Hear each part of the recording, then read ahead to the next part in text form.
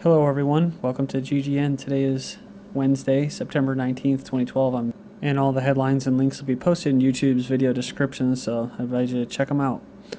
Alright, so I'm going to cover eugenics as much as I'd like to cover the Middle East and all the developments going on with all the PSYOPs, basically psychological operations that are taking place on the planet right now, just pitting people together.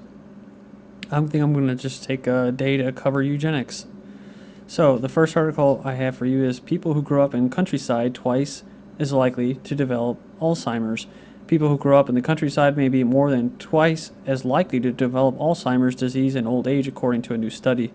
Although the cause of the trend is unclear, the scientists suggested factors like access to health care or exposure to certain substances in either the countryside or in the cities could have played a role. It actually emphasized the difference between the two groups could be down to the benefits associated with living with the cities rather than the harmful factors linked to the countryside. Yeah, so they say we don't really know the mechanism. They keep referring to the pesticides as an unknown substance. But it goes on here, says the complicated evidence is insufficient to prompt an exodus to the Babylon's cities. So looking through the comments there, I remember another one. This one I just noticed today. I don't think it helps that often that parents who have parents who are rather closely related. So kind of making a joke out of it, right? Because it's so great to live in the city as you get just as chemtrailed as those in the rural area, which probably do contribute to the Alzheimer's or memory degradation. Because when you mix the fluoride, which whether you want it or not, and you avoid it in your tap water, is going to be in the food that's prepared, and a lot of it. Or if you want to take a shower, well, what does that fluoride do to your brain? Well, it calcifies your pineal gland. It also allows your brain to absorb aluminum at a much greater rate. It works in tandem with the aerosol spraying that involves barium oxides, aluminum oxides. Some people actually suspect it's the drinking water, so where they don't fluoridate, that could be actually contributing to it, right? So it makes absolutely no sense here. But it's the pesticides. Pesticide exposure linked to 53% increase risk for Alzheimer's disease from 2010.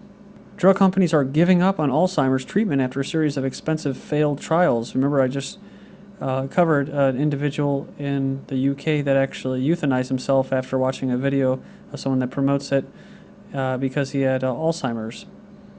And he couldn't get any treatment. Well, there is treatment. I covered this before. Marijuana compound found superior to drugs for Alzheimer's. So that's cannabis. Also, eating berries to prevent age-related memory loss. But see, they just want you to die off. That's what it is. They've actually admitted that this is what it is.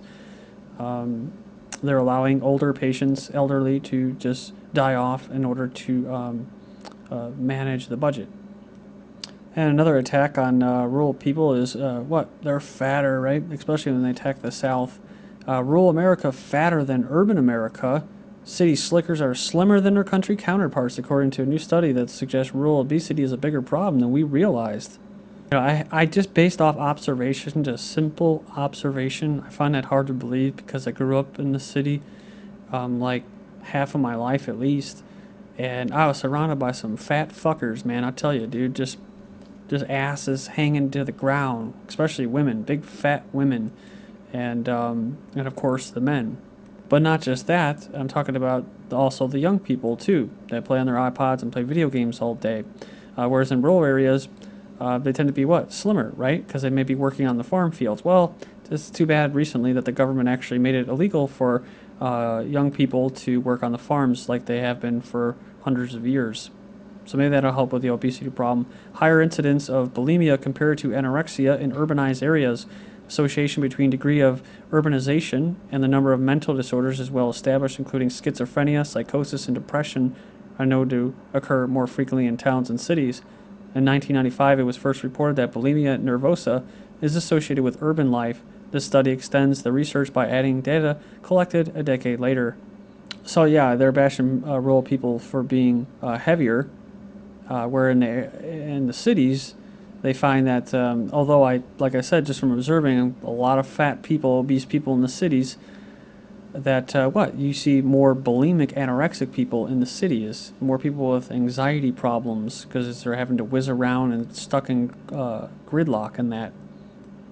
That's basically road rage.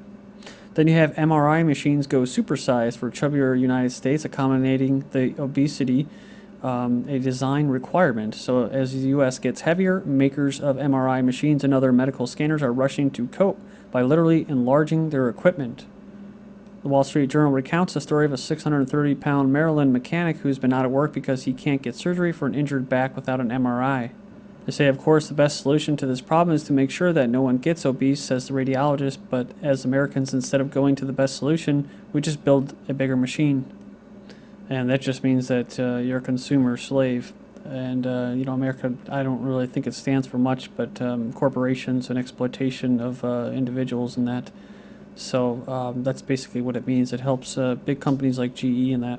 Ohio inmate who weighs 480 pounds seeks execution delay, says he's too heavy for injection. So the Ohio inmate says he's too obese to be executed. This is my website, Global Government News, or GGNonline.com. There's a poll up there. You can vote on it. It's about the anti-Muslim film. Also, if you'd like to donate, you can right here. So, and I'd like to thank you for those who have donated to me recently. Okay, so continuing with eugenics. China sees 900,000 newborns with birth defects annually, so they enforce a one-child policy. We already know that. They're obsessed with population numbers, and so they're on board with the eugenics movement, and actually your tax dollars help support this, right? So it says here about you don't see anything with the ACLU or Human Rights Watch or anything like that, all these Zionist organizations. You don't see them actually say anything about that, do you? No, you don't. About 5.6% of newborns in China have birth defects, with about almost 1 million affected infants born each year. So one of the reasons they say intake of prohibited medicine, I'm not sure if they're talking about big pharma drugs, or if they're talking about the stuff that the Chinese have been taking for at least, 1,000 years, that's known to help them, medicinal stuff. Increased exposure to radioactivity. I wonder where they're getting that from. Birth defects are also a serious problem in China, particularly in rural areas. Pesticides again? Because we know that pesticides lead to this. China investigates whether children used in GMO golden rice trial. So they're going to investigate allegations that the genetically modified food or rice was tested on Chinese children as part of a Sino-U.S. research project. See? So there you go. Like that? You like to be a part of that eugenics operation? And the GMO is what is really causing, as far as these obesity things, thinking that people are just, eating so much, is that the food is lacking minerals and nutrition, so they eat more of food that has less nutrition over the years, so they get bigger. Then you have UC professor eyes permanent Sterilant to cull U.S. population. So it's a long article, and there's a video wrapped up in there, so check out the link in YouTube's video description.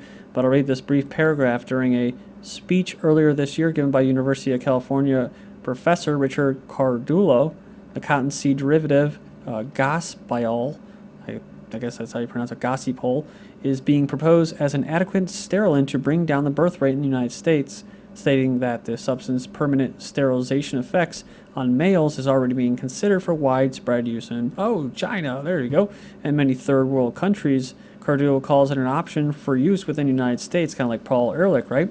Obama's science advisor.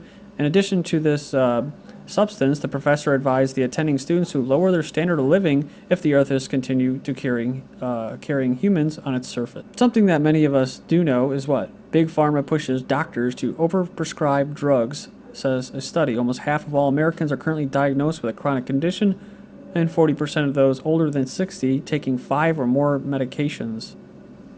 So it says, and it's likely that they are taking drugs they don't need because their doctors are too quick to fall under the influence of Big Pharma's aggressive drug sale reps. Well, the whole school of medicine comes and funded like education by the Rockefellers, and they are all into this Big Pharma stuff. So it's not that they're influenced, it's that they're taught to do that. Like I said, like a mechanic that reads off now these ASC certified. I know a lot of these guys know their stuff, but a lot of them, they read now, these doctors, they read off the computer screen and they just go through like a diagnostics of steps. So they don't equate things that could actually help you. And if it's not in there in the steps, well then, sorry, you're screwed. But that's why I refer to them as drug dealers, because they're basically there to figure out which pharma drug they're going to give you. more infants born addicted to prescription drugs. So it's no surprise, right? We're just saying Big Pharma pushes doctors to overprescribe, then more infants are born addicted to prescription drugs. So just one sign in a rising epidemic of infants born addicted to prescription drugs.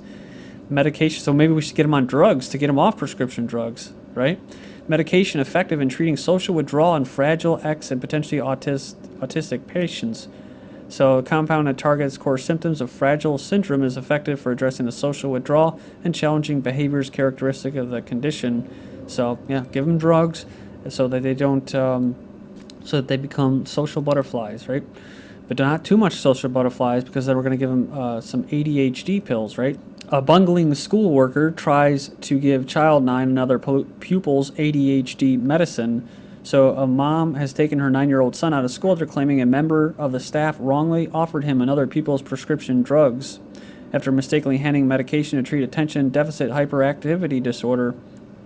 Luckily, the boy spotted that the ADHD medicine was not his and refused to take it. So she says, I don't feel my child is safe there at all. Well, it never really was. So, but for whatever it's worth, half of drugs prescribed in France are useless or dangerous, says specialists. They claim that the state wastes money on unnecessary medicine that they blame for up to 20,000 deaths annually. So our European and U.S., American, North American countries or governments, are they going to do things like put vitamins and minerals in the water, supplements? Are they going to do what they do in South America, where they give you stuff like Pau d'Arco, which helps fight cancer? And the government actually gives that out to patients, stuff like that. No, they're not, because they don't make a lot of money off of it. And the pharma lobbying groups have way too much power over the governments. All right, now we're going to talk about BPA and feminizing, or the androgyny agenda, talking about feminizing men and masculinizing women. So, and this is, of course, a control mechanism that's used by the powers that be. Plastic chemical BPA linked to childhood obesity. So we probably will have to spin this all off into a second video, but either way, it says new research is reheating the debate on bisphenol A, a chemical banned from baby bottles that can still be found in other food and drink containers. So the BPA is linked to childhood obesity now. So then we have BPA also affects the brain and nervous system. It says it's been determined to have neurological effects, including anxiety and or depression were the common symptoms. So besides causing obesity and causing anxiety and depression, the main chemical in most plastics is also what? May feminize boys' brains. So feminizing the brains of boys, a study published has suggested, this is back in 2009.